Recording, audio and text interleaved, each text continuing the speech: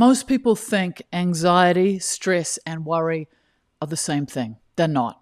And once you understand the difference, anxiety becomes something you can actually work with instead of something that just takes over your life. So anxiety feels overwhelming, not because you're broken, but because most people are trying to manage it without understanding what's actually happening. So everything gets lumped together under one word. And when that happens, you lose clarity. And without clarity, you lose leverage. So I want to slow this down and I want to get specific with you. So this might sound like an obvious question. What is anxiety? You've felt it, you've lived with it, you probably know it very well. But here's something most people miss. The more precisely you can describe an emotion, the more influence you have over it. So when something's vague, it feels uncontrollable.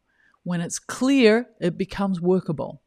So I want to help you understand the difference between stress, worry, and anxiety, not in a theoretical way, but in a way that you can recognize it in yourself in real time. Because once you can tell what you're dealing with, you suddenly have a whole bunch of different options of how to respond. Before we go any further, I want to do a quick check-in with you. Right now, on a scale from 0 to 10, where 0 is no anxiety at all and 10 is extreme anxiety, what number would you give yourself in this moment? Don't analyze it, just notice what comes up. Now, as you're sitting here, I want you to notice what is happening inside of you. Notice your body. Notice your breathing. Notice any tension, restlessness, or ease. And notice your thoughts, not to change them, just to observe them.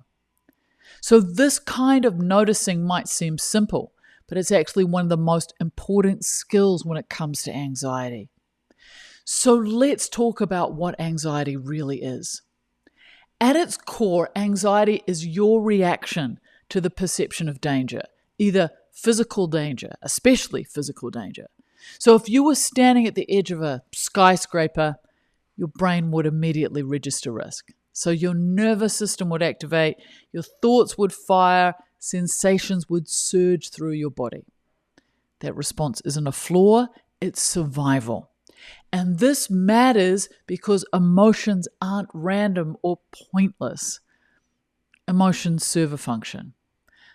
Anxiety exists to protect us. It evolved to keep us away from cliffs and predators and speeding cars, real threats that could actually harm us. And to do that effectively, emotions don't live in the mind, they live in the body too. So if anxiety was just a thought, it wouldn't move you to act. It needs sensation, it needs urgency, it needs to get your attention. So this is where things get confusing because there are actually 3 different processes happening here, and they often get blended together. So let's separate them. Let's start with stress. Stress is the physiological response to threat. So it's what happens in your body. It's fast, it's automatic, and most of the time it's unconscious. Your heart rate increases, your breathing changes, adrenaline's released, your muscles tense. That's the fight, flight, or freeze response. There's also the fawn response in there. So stress happens before you have time to think. It shoots first, it asks questions later. It's powerful, it's efficient, it's designed to keep you alive. But it's not always accurate. So you probably had the experience of being startled by a noise and you realize a moment later that actually everything's fine.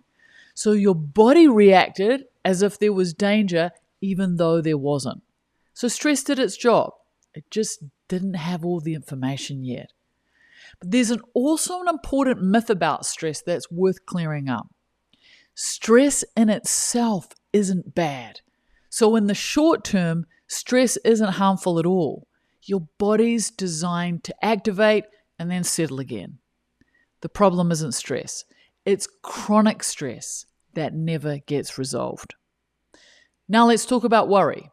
Worry is the thinking part of anxiety. Worry sounds like, what if? What if I mess this up? What if something goes wrong? What if they're upset with me? What if this never gets better? So worry lives in the thinking brain. And sometimes worry can actually be useful, can help you plan, can help you anticipate problems, can help you prepare. The issue isn't worry itself. It's when worry becomes constant, repetitive, and hard to turn off. When that happens, worry stops helping and starts feeding anxiety. And this is where anxiety itself comes in. So anxiety is the intersection of stress and worry. So it's what happens when a stressed body and a worried mind meet together. It's closely related to fear, but there's an important difference. Fear is usually about immediate present danger. Anxiety is more often about future, imagined, or uncertain threats. So anxiety comes with vigilance, with dread, with that sense of always being on edge. So anxiety can be useful because it helps you stay alert. But when it starts running your system, it can make it really hard to relax, really hard to experience happiness, really hard to move toward what matters to you because avoidance starts to feel like the safest option. So here's something really important to notice. You can feel anxious even when nothing bad is happening right now. So you might be sitting somewhere safe and yet your body feels tense and your mind feels busy. That's because your brain has an incredible ability to imagine danger.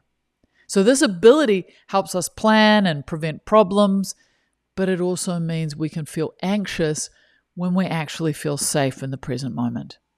So this is the difference between actual danger and perceived danger. And one of the most helpful ways to understand anxiety is to think of it a little bit like a smoke alarm. So a smoke alarm is designed to be sensitive. So most of the time it goes off, there isn't actually a fire. Might be steam from the shower or something burning in the kitchen, usually the toast. It's annoying, but we don't remove the smoke alarm because one day there might be a real fire. Anxiety works the same way. It's designed to alert you. The goal isn't to get rid of anxiety. The goal is to learn how to recognize when you're actually in danger and when you're not, and to know how to respond when the alarm goes off unnecessarily.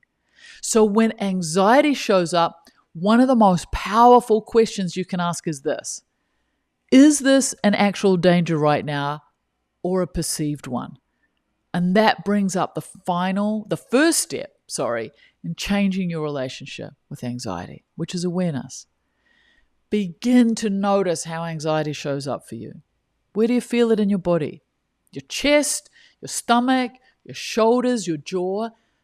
And what does it sound like in your mind? What are the familiar worry themes that repeat for you? So the more clearly you can describe your experience, the less overwhelming it becomes. The second step is letting go of judgment. So anxiety isn't bad or wrong, it's uncomfortable. It can be loud, it can be exhausting, but it's trying to protect you. So when you stop fighting it and start describing it instead, something begins to soften. You're not broken. Your nervous system isn't failing. It's doing exactly what it learned to do. So if you want a little more support with this, I've put a free resource in the description below. It helps you get clearer about how stress, worry, and anxiety show up for you, so you're not dealing with them in a vague, overwhelming way. There's no pressure, nothing you commit to, just a quick quiz to help you. So be gentle with yourself. You're learning a skill, and you're doing better than you think. As always, be kind, take care, go gently in the world.